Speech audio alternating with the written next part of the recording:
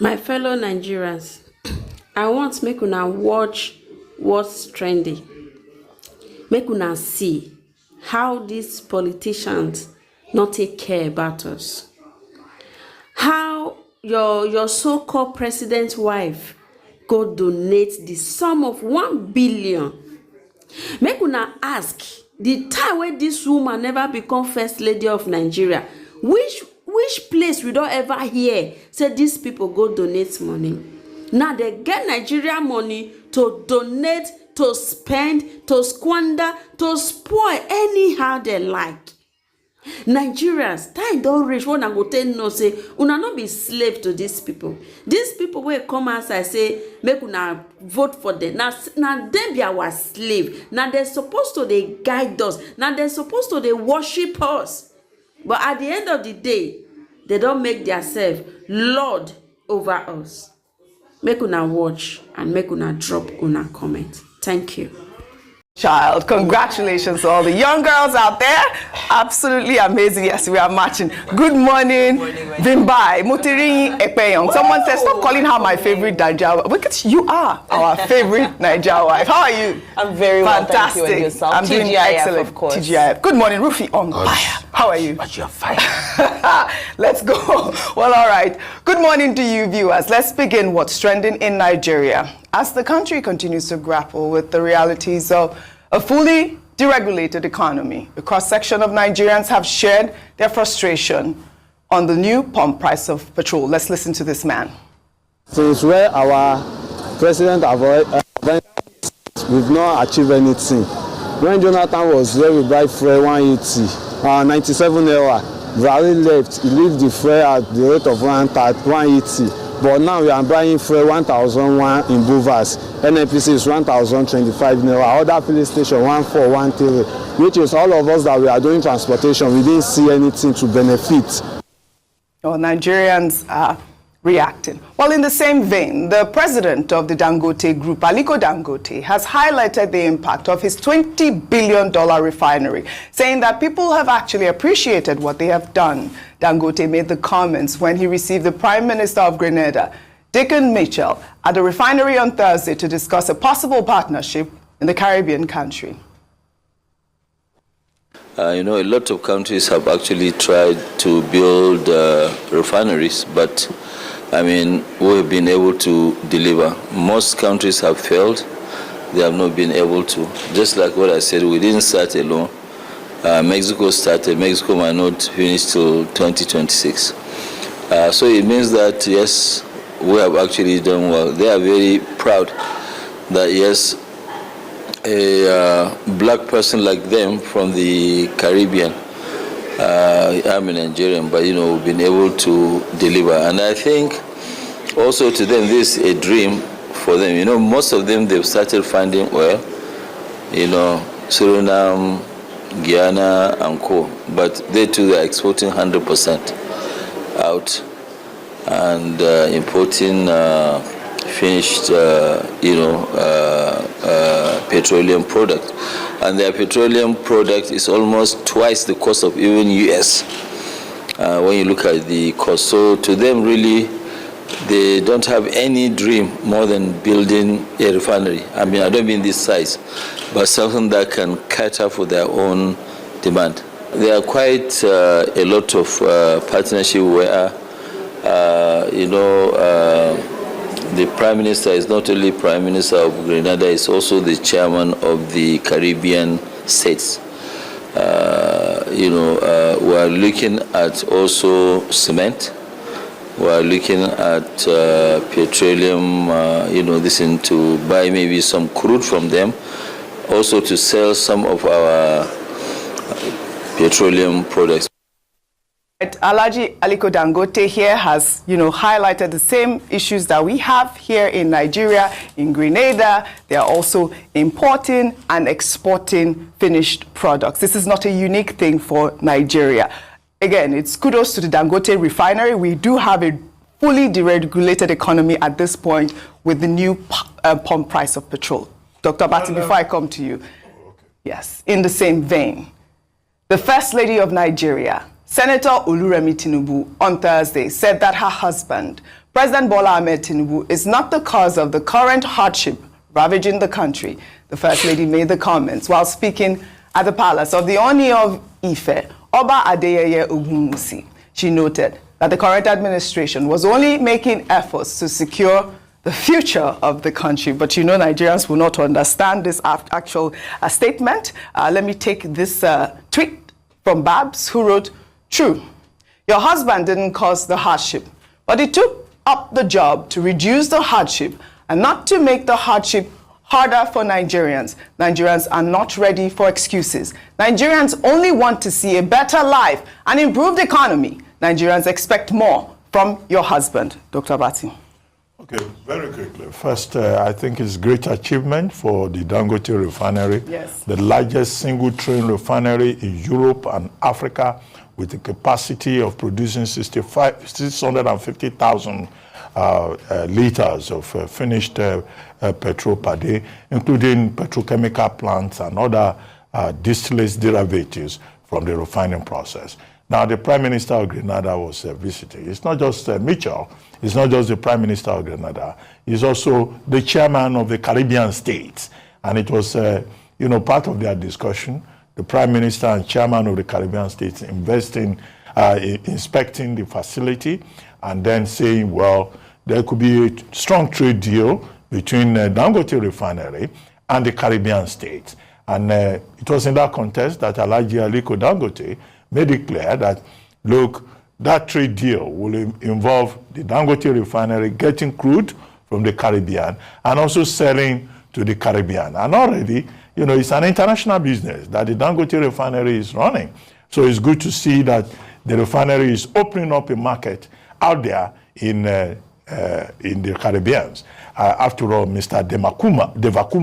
Edwin Devakuma, the chief operating officer of the refinery, had made it very clear at inception that even if Nigerians do not buy from Dangote refinery, they will sell internationally, and they've exported some cargo, to Europe and to other parts of Africa. So great vision, great accomplishment, and what the only caveat is to add that the Nigerian government should also see how to support this enterprise, which provides jobs and opportunities for many Nigerians. The other issue about price, where all of us are groaning, we are. And some people argue that subsidy is not something you say government cannot provide.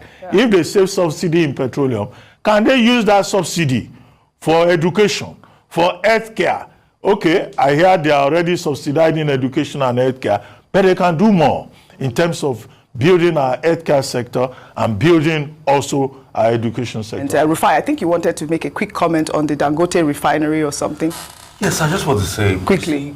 When you have excellence, the world will come and meet you. Yes. And I'm happy that the likes of Caribbean, Grenada, is coming to have this conversation with the Dangote refinery. And it was the Dangote refinery that spared us the blushes over these years of not being able to produce locally. So very good commendation to the Dangote refinery as regards this. We should also remember crude oil is an international business. It's an international business, yes. You will always need crude in any part of the world. Absolutely. Right on. That's just all I want to say. I really wanted to comment on somebody saying her husband is not the one causing the pain. Yes, okay. My question will have been, so it's me, Rufai Oseni, that is causing the pain in Nigeria. It's me that devalued the currency, removed subsidy, not solving the corruption in the NNPC, which is still showing till date. Well, that's what even Ipman is complaining about. So it is me that went ahead and made promises and didn't keep the promises.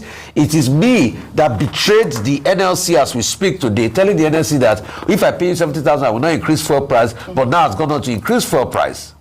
It is me that did all that one, Abi. See, that's the question. I must be the cause. It's not our husband. Because he is the president of Nigeria. But again, what would I say? Kudos to Alhaji Aliko Dangote on his massive feat with that $20 billion refinery. Rufai, the First Lady also attended, Bimbai. The First Lady also attended the official commissioning of a 2.7 kilometer road constructed by the Oni of Ife and made a 1 billion naira donation to the Obafemi Awolowo University in Ile-Ife, Osun State. The First Lady expressed pride in having graduated from the university and urged the institution to uphold its integrity. Delighted to be here at the Obafemi Awolowo University 41 years after I graduated from this great citadel of learning, which was then the University of Ife. I thank His Imperial Majesty. Can we all keep quiet a bit? God bless you. Because this, I don't know when I'll be back here. So let my speech be meaningful and for you to hear. Kabiesi brought all of us here. If it hadn't been for Kabiesi, I don't think maybe I will come into, because I'm now taking care of over 200 and something million people. And Kabiesi, between the VC and Kabiesi, I'll donate $1 billion to the school. All right, our favorite Niger wife. The first lady is always doing the Lord's work, but it's nice to see. Only yesterday day before yesterday, we took the story of the people, the alumni of the University of Ibadan donating and giving back to school. Real quick comment. Yeah, it's beautiful to see the First Lady engaging in philanthropic work. I believe her son, Tinubu, has also been involved in quite a lot of philanthropic activities recently. However, it has to be stated, can we create a country that doesn't have to depend on the whims and the goodness and the goodwill of those who have, for the have-nots to be able to meet their daily expenses and to be able to meet their daily need. Education, there's a big debate that took place in the Senate earlier this week with regards to, the Senate was saying that, the budget for education, more money needs to be poured into education. And I thought it was quite funny, because at the end of the day, UNICEF says that 20% of the nation's budget should go towards education. Here in Nigeria, we're only looking at just over 6% of our annual budget, our national budget, that goes into education. So again, I think it's wonderful, those who have, when they give and they share, I think it's absolutely beautiful. However, we need to emphasize the fact that we need to create a country that now doesn't become dependent on charity and philanthropy. What I was going to say about Mrs. Remi Tinubu, she was in Ife for the 50th anniversary birthday celebration of the Oni of Ife, Obagunwusi the third. Happy birthday to him as he clocks 50. She also, in the course of this, attended the commissioning of a 2.7 kilometer road that had been built by the Oni of Ife. It was on that occasion that she made some statements. Let me run through them quickly. Now, she donated at the Obafemi Awolowo University, our alma mater, a sum of 1 billion naira for landscaping, for maintaining infrastructure in Oni. In her capacity as a former student of the university, having lived in and studied in Remi Hall of that university, the question is, where did she get 1 billion from? Is that from government budget, or is it a donation from individuals to a foundation that she runs, or is it from businesses? We would like to know the people who donated that 1 billion. We would like to know if it is a donation from companies. Which companies gave the First Lady 1 billion? And if the 1 billion naira is from her pocket, is she a businesswoman? To the best of our knowledge, she's the wife of the president. So many Nigerians will be curious about that. Then she said there's no free food for lazy people in Nigeria. That hard work, she's recommending hard work to all of us. Well, I think I'm very hardworking, and I think everybody on this table is hardworking. Our hard work has not brought us 1 billion. So this is a myth about Nigerians should work very hard and be patient. And she says Nigerians don't know what the Lord is doing in Nigeria. I know that there are people who have eyes but cannot see, but if the Lord is actually doing something concrete, we will not be suffering to buy petrol. We will not be struggling to buy loaf of bread. Then she said, in 2 years' time, that Nigerians will see what the Lord is doing. Well, we hope we will all still be in one shape by 2 years' time. All right. And then it was in that context also that she said her husband did not create hardship in Nigeria. We are not saying her husband created hardship in Nigeria. We're saying that the president himself, President Tinubu, told us that he has a responsibility to fix the problem. Let him fix the problem. When he fixes the problem, we will appreciate him. And we hope very soon that his working vacation will come to an end and he will return to Nigeria, because there are serious issues about hardship not caused by our laziness. And there are also serious issues in Rivers State that is threatening to be a major test for his administration. Well said, Dr. Abasi. See what the Lord has done. Come and see what the Lord has done. Come and see. In 2 years' time. Come and in see. 2 years' time. Dr. Abasi, she says now we will well see. done. Now well done. Now well done. Well, all right, we'll take another story. Many Nigerians have reacted to a bill seeking to empower the Federal Road Safety Corps to bear arms, which has passed second reading at the House of Representatives.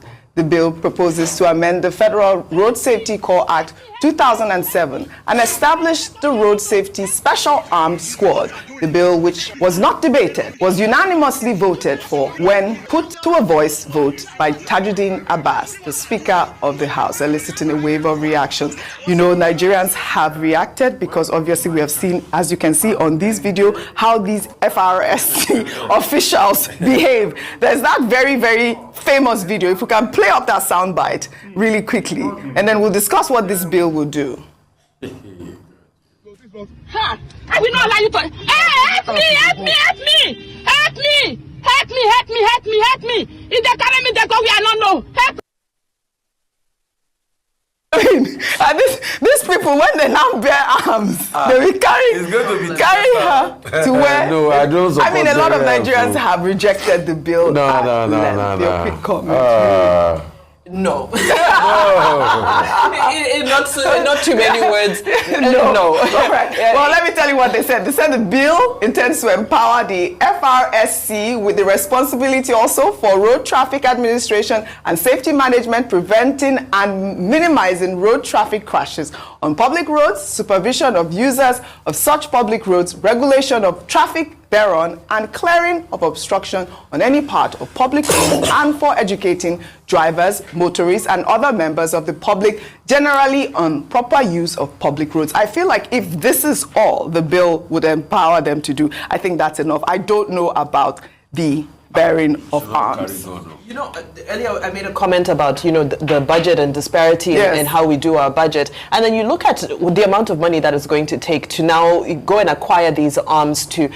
We just heard from Aaron the story of a DSTV crew that were ambushed, kidnapped, and so forth on their way to Uyo by road. Yes. And my thing is, we haven't even finished the issue of state policing. We haven't dealt with the insecurity in all the different corners of the nation, where we know that in many instances, some of these police force and so forth may not even have all the things they need to be able to enforce the law. So before we start focusing on traffic, I think let's first focus on the real issues concerning insecurity that are happening around the country. Absolutely. I know that you guys saw that story about this police officer that was killed, talking about the dangers of firearm. I think Benjamin Hundeyin has responded. If you can pull up that tweet about this police officer, Inspector Saka Ganiu, killed in the line of duty by the Nigerian Army soldier on Wednesday, October 9, 2024, for attempting to stop a motorist who later turned out to be a soldier driving against traffic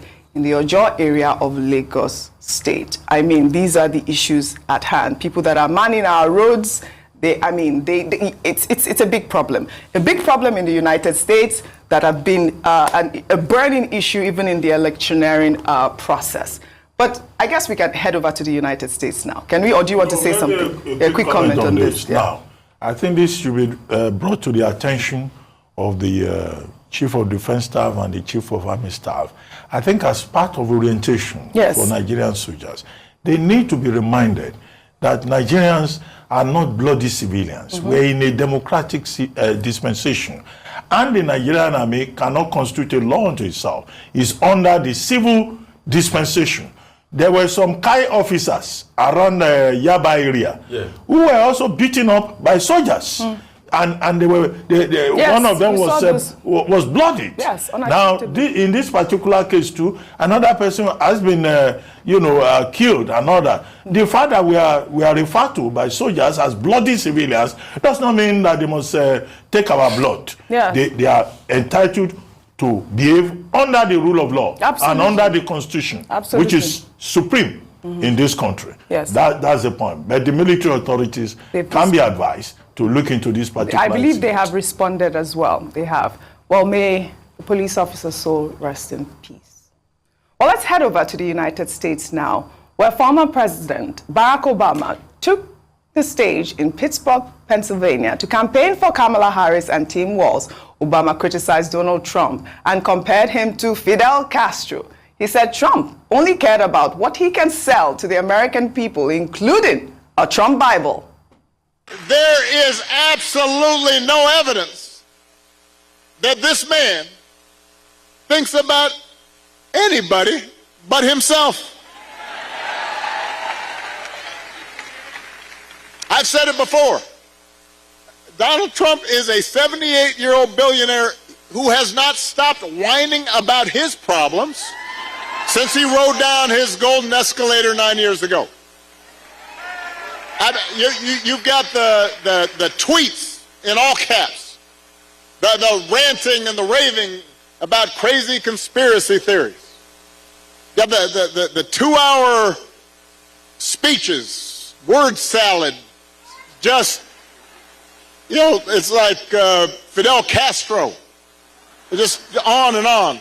Constant attempts to sell you stuff. Who does that? Selling you gold sneakers and $100,000 watch and most recently a Trump Bible. You know, he wants you to buy the Word of God, Donald Trump edition. Got his name right there next to Matthew and Luke. Rufy on fire. But it's the truth now. No, but you see, in all of this Obama said, it's totally true. Yes. The only thing I disagree with Obama is they are comparing Castro and Trump. Castro gets and past Trump. You can't compare. No, Trump is another ball game entirely, you know, to Fidel Castro, please. But a couple of things. Why is he in Pittsburgh? Pittsburgh is a battleground state. Electoral college votes are at stake. And they see that the race is neck and neck in that area and a couple of other areas. By the way, voting has started. Let's see how all of this pans out. Also, the fact that Fox News is saying there can be probably one debate in the works. I don't know if Trump is going to agree to all of that. But voting has started. He's pretty much said that since voting has started, he's not going to, you know, want to do another debate. Absolutely. I think the first Tuesday, the Constitution of America says in the month of November, all those will be there for elections. So we're looking forward to those elections. And may the best man win. Well, it's in Pittsburgh, because Pittsburgh is in Pennsylvania. Pennsylvania has the largest number of electoral college votes out of the 7 swing states. It has 19 electoral college votes. And in Pittsburgh, the race is down to the wire between, you know, Trump and Kamala Harris. So this is President Obama coming out, you know, to defend the Democratic Party. Right. But we'll see how it goes. You know, mail-in, what has started is mail-in voting, less than a month to the election. Well, I just thought it was so funny, that Trump Bible. Well, all right. Well, before we end what's trending today, let's highlight the International Day of the Girl Child and what the Nigerian government is doing to secure the future of young girls from the adverse factors that threaten to erode them in our Good News report.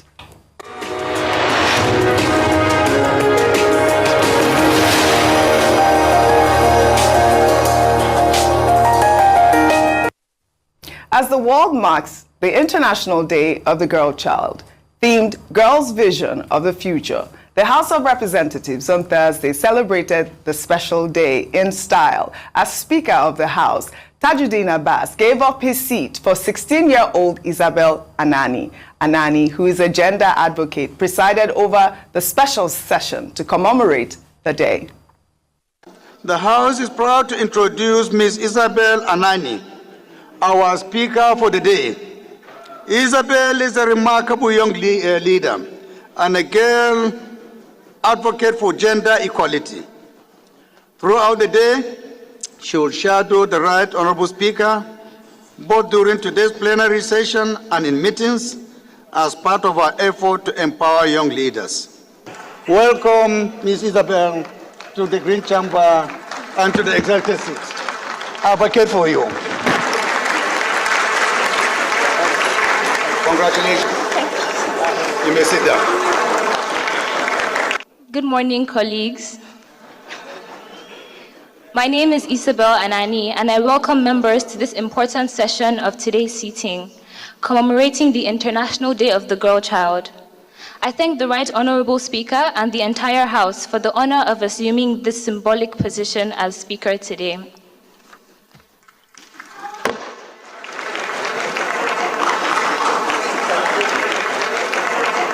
Without wasting much time, I call for the first motion of the day to be moved by Honorable Kafilat Ogbara, Chairman, House Committee on Women Affairs and Social Development. Madam Speaker, thank you. Those in favor of the motion say aye.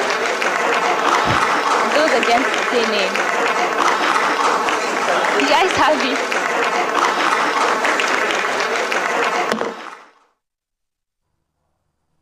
Congratulations to this amazing young girls advocate. I mean, we know that this International Day has been observed since 2012, and it's to be marked every October 11th, the Day of the Girl Child, seeks to increase awareness of how girls are disproportionately affected by global crisis of climate conflict, poverty, and pushback on hard-won gains for human rights and gender equality. I know you guys all discussed this earlier. I'd like to congratulate all the young women in the world, and obviously we are just going to continue to advocate for our young girls. Congratulations. I guess, we don't have much time to chat on all our other stories. I wanted to highlight Chidima Adesina, who's just been made